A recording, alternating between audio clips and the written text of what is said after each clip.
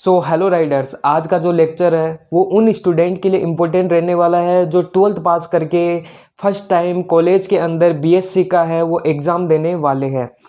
अब 99% स्टूडेंट्स के पास है ना, मतलब कि वो पढ़ तो सब कुछ लेते हैं लेकिन उनको पेपर का पैटर्न नहीं समझ में नहीं आता है कि पेपर है वो एग्ज़ाम में किस हिसाब से पूछा जाएगा। तो मैं आज के इस लेक्चर के अंदर आपको पूरा का पूरा पैटर्न समझाने वाला हूँ कि एग्ज़ाम में आपके पास जो पेपर का जो पैटर्न है वो किस हिसाब से आएगा और आपको क्वेश्चन है वो कैसे अटेम्प्ट करने हैं। ठीक है, क्योंकि ये जो चीज़ है वो मैंने भी अपनी कॉलेज लाइफ में फेस की थी। मेरे को भी उस टाइम पे जैसे बीएससी में हमने देखा था तो हमें पेपर का पैटर्न नहीं समझ में नहीं आया था कि भाई क्वेश्चन करे तो किस हिसाब से करे।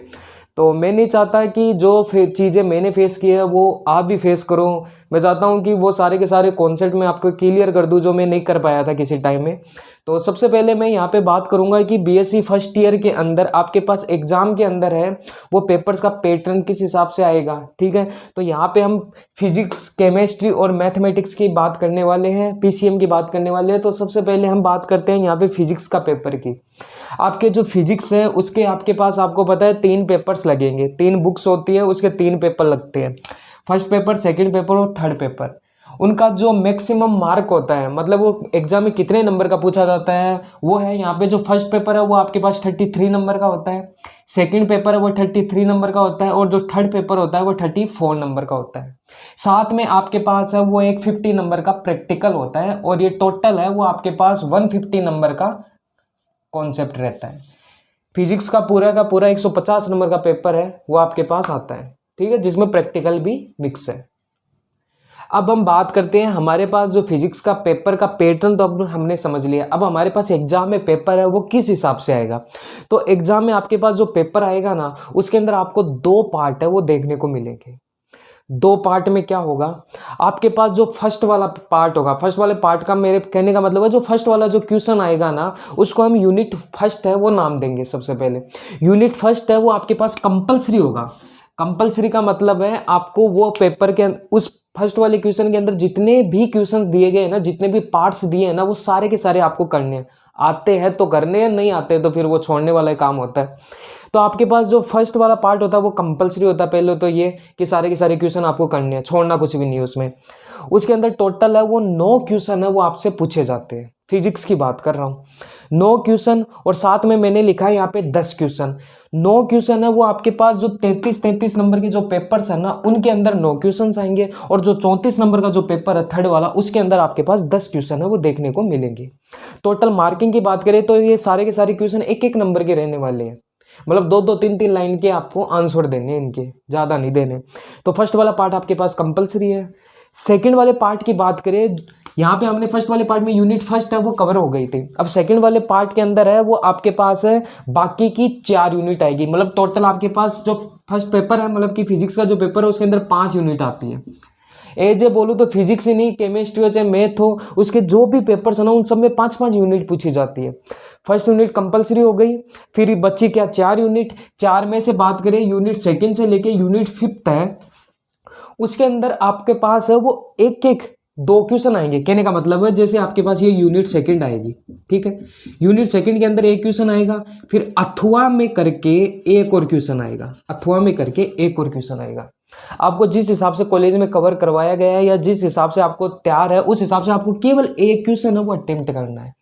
आप चाहो तो ये क्वेश्चन अटेम्प्ट कर लो, ये नहीं पढ़ाया आपको तो ये क्वेश्चन अटेम्प्ट कर लो, लेकिन करना आपको केवल एक क्वेश्चन है।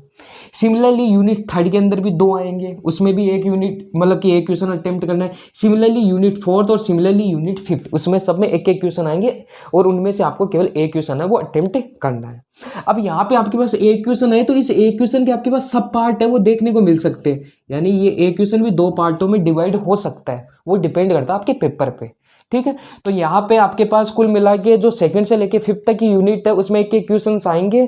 टोटल है वो 8 क्वेश्चन हो गए यहाँ पे। ठीक है, 2-2 क्वेश्चन देखे तो 2 चौके 8 क्वेश्चन हो गए और टोटल आपको 4 क्वेश्चन ही अटेम्प्ट करने हैं, हर यूनिट से एक एक क्वेश्चन। और मैक्सिमम मार्क की बात करें तो इसमें से जो प्रत्येक क्वेश्चन है वो 6 नंबर का क्वेश्चन है। यूनिट सेकंड का एक क्वेश्चन अपन कर रहे हैं तो ये 6 नंबर का मार्किंग रखेगा। देन यूनिट थर्ड के अंदर एक क्वेश्चन करेंगे तो वो 6 नंबर का मार्किंग रखेगा। इस हिसाब से आपके पास है वो फिजिक्स के पेपर का, ये तीनों के तीनों पेपर का पैटर्न है वो इस हिसाब से डिवाइड रहता है। अब बात करें हम हमारे केमिस्ट्री के पेपर की, तो केमिस्ट्री में भी वही आपके पास 3 पेपर आते हैं, ऑर्गेनिक, इनऑर्गेनिक और फिजिकल केमिस्ट्री, ठीक है। और इसके अंदर जो फर्स्ट पेपर है वो 33 नंबर का है। सिमिलरली सेकंड पेपर है वो भी 33 नंबर का है, और जो थर्ड पेपर है वो 34 नंबर का। सेम टू सेम फिजिक्स वाले पेपर का पैटर्न जैसा का जैसा ही है, और प्लस में आपके पास 50 नंबर का प्रैक्टिकल होता है। इस हिसाब से ये भी आपके पास 150 नंबर का पूरा कवर करता है केमिस्ट्री का। पैटर्न की बात करें तो सेम टू सेम यही पैटर्न रहने वाला है, वही 2 पार्ट आएंगे, वही चीज़ कंपलसरी होगा फर्स्ट पार्ट जिसमें 9 क्वेश्चंस आएंगे, और 10 क्वेश्चन जो 34 नंबर का पेपर है उसमें 10 क्वेश्चंस आएंगे। और सिमिलरली वही सेकेंड पार्ट के अंदर ये सेम टू सेम यही रहने वाला है, केमिस्ट्री में भी कोई चेंजमेंट नहीं है। बात करें अब हमारे सब्जेक्ट की, बात करें मैथमेटिक्स। यहाँ पे आप देख रहे हो मैंने ग्रीन कलर से उनको मार्क किया है, जैसे बीए के लिए मैंने ग्रीन वाली पेन का यूज में लिया है बीए वाले के। आपको पता है बीए के अंदर भी स्टूडेंट है वो मैथमेटिक्स ले सकते हैं, और बीएससी के अंदर भी मैथमेटिक्स ले सकते हैं। सबसे पहले हम बीएससी वालों की बात करते हैं, देन हम बीए वालों की बात करेंगे। तो बीएससी के अंदर जिन स्टूडेंट ने मैथमेटिक्स ली है उनके भी वही सिमिलर है, वो 3 पेपर आएंगे। तीनों पेपर सेम नंबर के रहने वाले, 40 नंबर के पेपर रहने वाले हैं। प्लस के अंदर आपके पास प्रैक्टिकल होगा, 30 नंबर का प्रैक्टिकल होगा। जो आपके पास थर्ड वाला जो पेपर है ना उसके साथ ये एक प्रैक्टिकल होगा 30 नंबर का। तो टोटल वही आपके पास 150 नंबर का ये पूरा का पूरा पैटर्न हो गया। बात करें एग्जाम में इसके पेपर का पैटर्न कि एग्जाम में किस हिसाब से आएगा, तो इसमें थोड़ा सा डिफरेंस है। इसके अंदर क्या होगा, फर्स्ट वाला पार्ट तो वही कंपलसरी पार्ट रहने वाला है, ठीक है। सारे के सारे क्वेश्चन अटेम्प्ट करने होते हैं फर्स्ट वाले पार्ट में।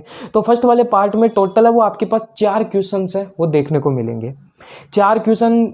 और मैक्सिमम मार्क की बात करें तो एक क्वेश्चन 2 नंबर का रहने वाला है। तो 4 क्वेश्चन कितने के हो गए, 8 नंबर के हो गए। तो ये 4 क्वेश्चन तो हो गए आपके पास कंपलसरी, करने ही करने। देन बात करें वह सेकंड वाला पार्ट, तो सेकंड वाले पार्ट के अंदर जैसे ये यूनिट फर्स्ट के अंदर कवर हो गया, ठीक है, कंपलसरी वाला part. Unit second, unit third और यूनिट फोर्थ और यूनिट फिफ्थ, बाकी 4 यूनिट बची ना, उसमें से वही सेम टू सेम है, वो 2 पार्ट आने वाला है। वही यूनिट सेकंड है, उसके अंदर 2 क्वेश्चन आने वाले, 1 और अथवा में 1। अब आपको जिस हिसाब से कवर करवाया गया या जैसे आपको आता है उस हिसाब से एक क्वेश्चन आपको अटेम्प्ट करना है, या तो ये कर लो या फिर ये कर लो, एक क्वेश्चन अटेम्प्ट करना है, ठीक है। इस हिसाब से आपको हर यूनिट में सेकंड, थर्ड, फोर्थ और फिफ्थ यूनिट में एक क्वेश्चन है वो अटेम्प्ट करते हुए चलना है। मार्किंग की बात करें तो एक क्वेश्चन 8 नंबर का रहने वाला है। यूनिट सेकंड में एक क्वेश्चन 8 का हो गया, सिमिलरली यूनिट थर्ड में हमने एक क्वेश्चन किया वो भी 8 नंबर का हो गया। इस हिसाब से टोटल है वो आपके पास 8 नंबर के ये 5 यूनिट में क्वेश्चन है वो रहने वाले हैं, ओके। और अब हम बात करते हैं हमारे जो बीए के अंदर जिन स्टूडेंट ने मैथमेटिक्स ले रखी है उनके लिए क्या पेपर पैटर्न रहने वाला है। उसके अंदर जो पेपर है फर्स्ट और सेकंड वो तो आपके पास 53 नंबर के आएंगे। और सिमिलरली जो यूनिट थर्ड मतलब जो पेपर थर्ड है उसके अंदर जो पेपर आएगा ना वो आपके पास 54 नंबर का पेपर आएगा, ओके।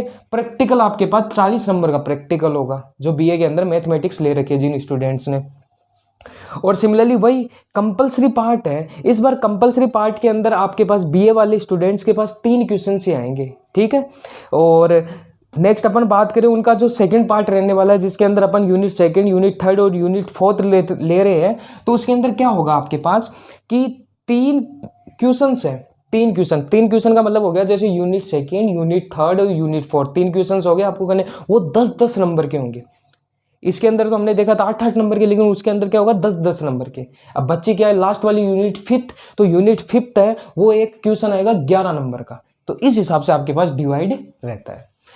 और यदि सभी पेपर्स में मिनिमम पास मार्किंग की यदि हम बात करें, देखो मिनिमम पास मार्किंग इनका कोई वैसे फिक्स तो शेड्यूल किया नहीं है, लेकिन आप ये मान के चलो 33 में से कम आप 13 नंबर तो लाओ ही लाओ।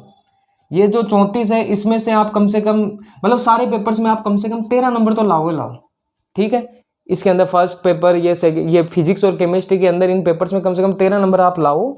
और बाकी तो कम लाओगे उसके अंदर यूनिवर्सिटी अपना मतलब जिस हिसाब से पास कर देती है उस हिसाब से, ऐसे पास होने से भी क्या मतलब जो परसेंट ही नहीं बने अपने बीएससी के अंदर, तो आपको कम से कम 13 नंबर तो लाने ही चाहिए। और जो ये आपके पास 40 नंबर का पेपर है इसके अंदर कम से कम आपको 15 से 20 नंबर तो लाने ही चाहिए, कवर करने ही चाहिए। क्योंकि देखो इनके अंदर जो बीएससी के जो पेपर्स हैं इनके अंदर बहुत सारी यूनिटें जो कि बहुत ईजी है, उसके अंदर क्वेश्चंस भी बहुत ईजी आते हैं, तो आप इजीली 50 से 20 नंबर है वो अटेम्प्ट कर सकते हो। और बीएससी के तो ये तीनों पेपर हैं वो मैंने कवर भी करा रखे हैं, मतलब कि लगभग है वो कवर करवा रखे हैं, प्ले लिस्ट में आपको मिल जाएंगे, ठीक है। तो वहाँ से भी आप देख सकते हो। तो 50 से 20 नंबर तो आप लाओ ही, ऐसे बीएससी करने का कोई मतलब निकलता नहीं है।